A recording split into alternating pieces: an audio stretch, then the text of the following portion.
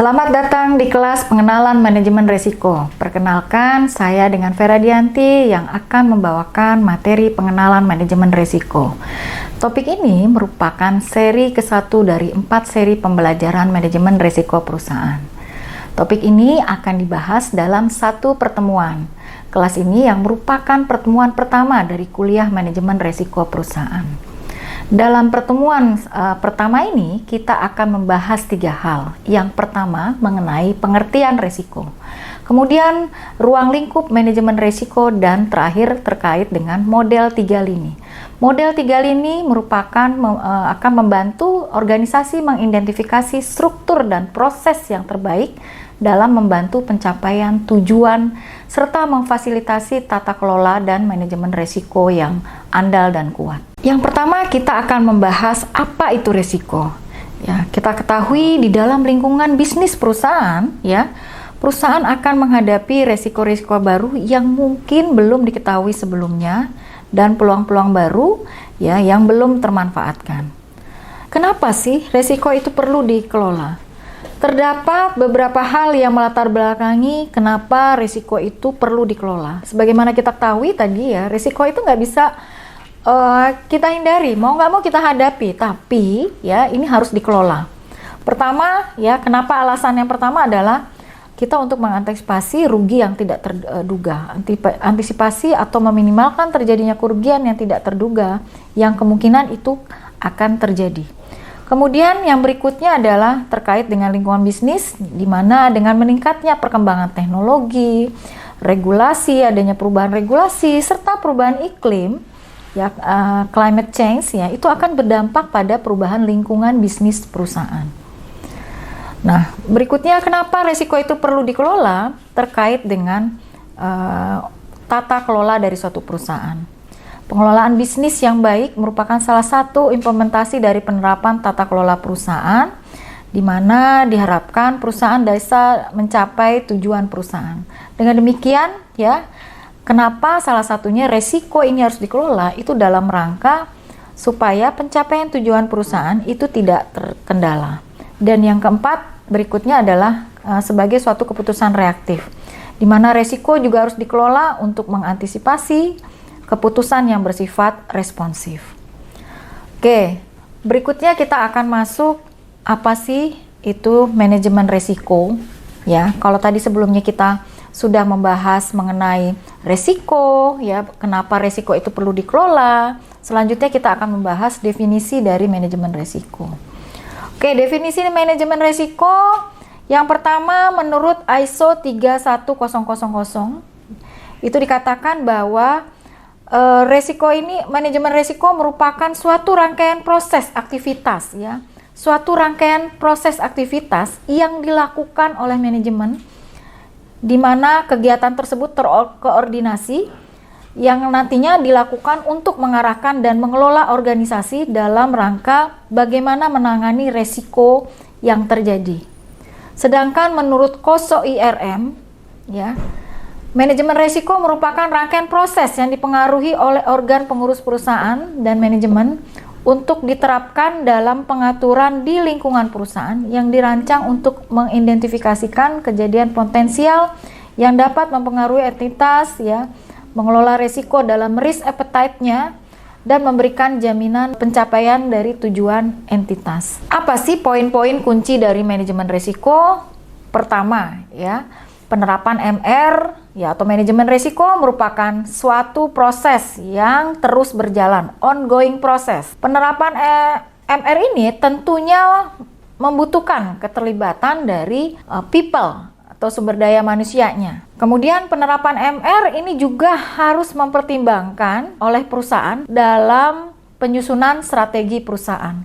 Penerapan MR juga dilakukan di dalam perusahaan serta di lingkungan perusahaan. Dalam penerapan MR atau manajemen risiko, selera risiko atau risk appetite harus menjadi suatu pertimbangan. Penerapan manajemen risiko juga harus berfokus pada pencapaian tujuan perusahaan dan juga memberikan tingkat keyakinan yang memadai. Terus apa sih manfaat dari manajemen risiko? Tentunya, ya, pengelolaan risiko, ya, itu akan memberikan manfaat bagi perusahaan.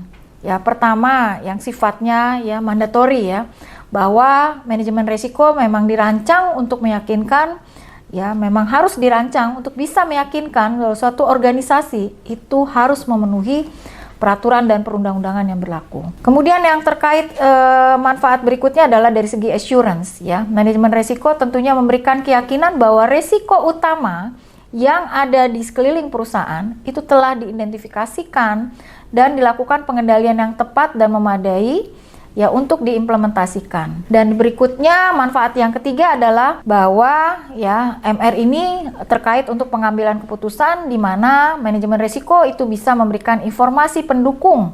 Ya tentunya informasi yang terstruktur dan dapat diandalkan dalam mengambil keputusan bisnis. Dan yang keempat ya terkait dengan masalah efektif dan efisiensi di mana MR ini tentunya ya akan mendorong suatu kegiatan organisasi agar dapat berjalan dengan efektif dan efisien dalam pencapaian tujuan organisasi yang sudah ditetapkan. Berikutnya kita akan masuk beberapa tipe resiko. Pertama terkait dengan resiko ketidakpatuhan ya, di mana ini terkait ketidakpatuhan terhadap aturan dan perundang-undangan yang berlaku. Kemudian resiko akibat dari satu bahaya atau hazard risk ya, di mana resiko ini timbul akibat adanya kondisi bahaya dalam lingkungan bisnis perusahaan.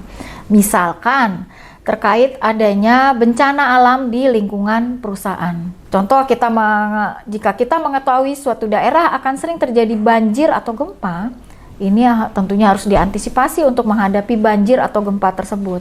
Gimana nih mitigasinya supaya ya kejadian alam tersebut itu tidak akan ya paling tidak akan menggagalkan perusahaan dalam mencapai tujuannya.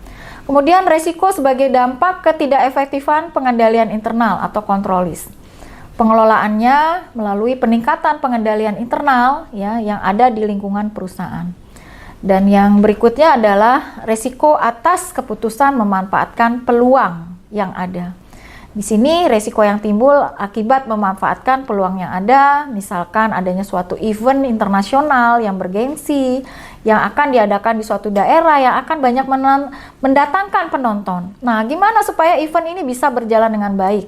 Nah, ini harus dilakukan pengelolaan resikonya, mulai dari yang sampai tidak ada ketersediaan transportasi, akomodasi, serta ya keamanan di lingkungan tersebut ya. Itu juga harus resikonya harus dikelola ya supaya chaos tidak terjadi dan event internasional itu bisa berjalan dengan lancar. Untuk berikutnya adalah apa sih yang menjadi cakupan manajemen risiko ya. Di sini mulai dari pengenalan objek risiko ya, bisa berupa objek ya risiko ataupun dari suatu proyek yang akan kita lakukan. Apa saja risiko yang melekat dari objek dan proyek tersebut ya. Kemudian kita melakukan analisa risiko, evaluasi risiko, bagaimana mengendalikan, memantau serta mengkomunikasikan terkait risiko tersebut ya.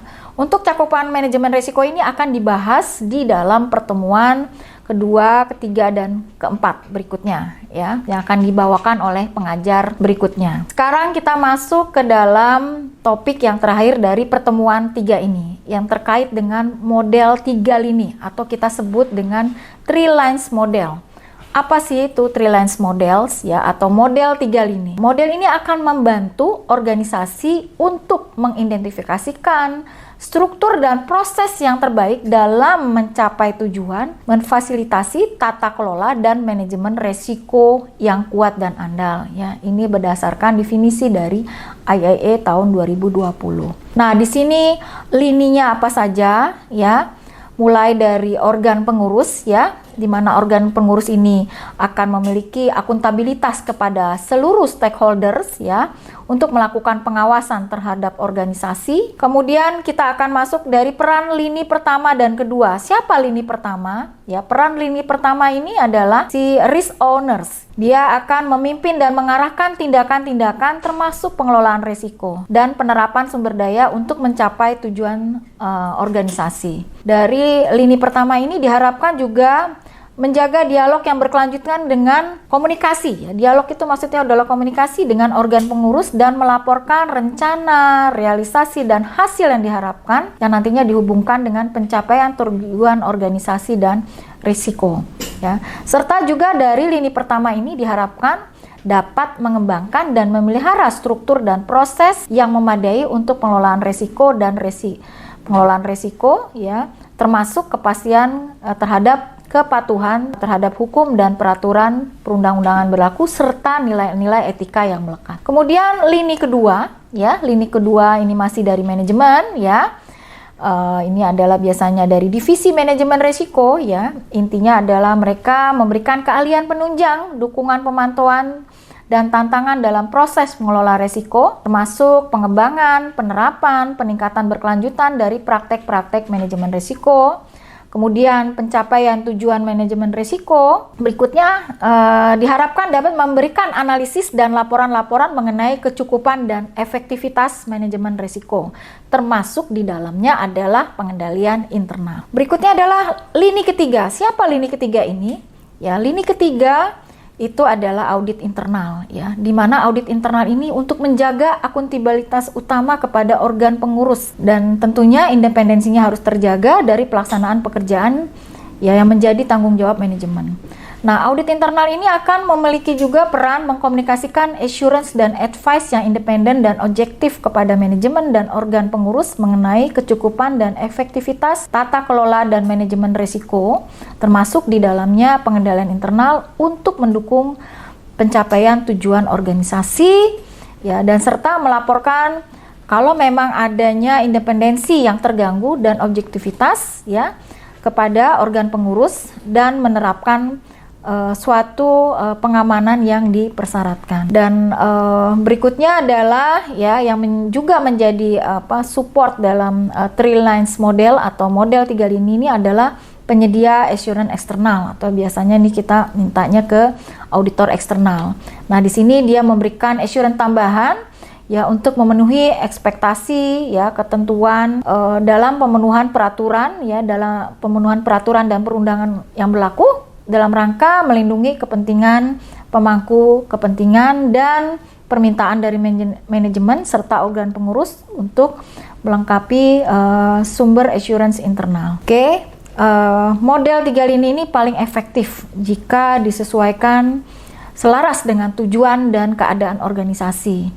Ya, bagaimana peran suatu organisasi disusun dan bagaimana peran-peran ini didistribusikan dalam hal-hal yang penting yang harus diterapkan dan ditetapkan oleh manajemen dan organ pengurus. Peran lini kedua itu dapat mencakup pemantauan, pemberian advice, bimbingan, pengujian analisis, dan pelaporan tentang hal-hal yang terkait dengan manajemen resiko. Dan model 3 lini ini akan menggambarkan sifat dan arti penting dari independensi audit internal, ya, menetapkan audit internal terpisah dari fungsi-fungsi lainnya serta memungkinkan nilai tersendiri dari assurance dan advice yang diberikan. Oke, demikian, ya, untuk kuliah kita dari pertemuan pertama ini terkait dengan pengenalan manajemen risiko. Demikian materi terkait pengenalan manajemen risiko. Saya berharap materi ini dapat berguna untuk menambah wawasan dan pengetahuan Anda. Sampai jumpa di materi selanjutnya.